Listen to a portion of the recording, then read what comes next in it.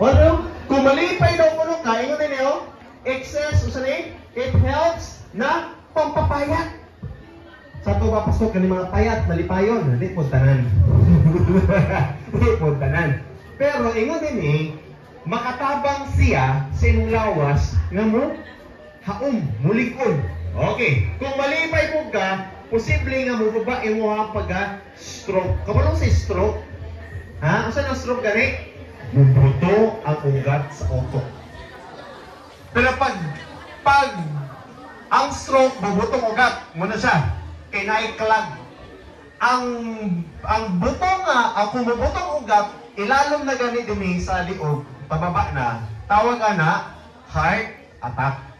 Moro kung gihapon gud, pero kung sa utok na, kung sa man, stroke. Okay? Nakuha ninyo? So, kung malipayon ka, less ang imuhang pagka-stroke na ini. So, mag-is ko to din yun. Kalipay, musta ni kalipay? It will protect your heart. Ikadua, uy, di ka basta-basta magkasakit kung sige ka kalipay. Yung sa mga pastor nga, akong anak labat, kisa ulo. Akong bana, akong asawa, abat, nalantot. Mga kaigsunan, ang tawag na dawat-dawat lang.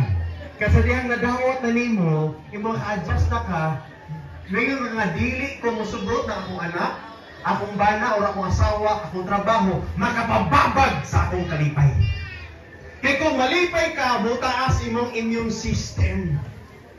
Kung malipay ka, mauni ang pambato sa stress. Kanang stress, bitaw kayo ka. Ba't yan ang stress kayo nga? Sige, gising.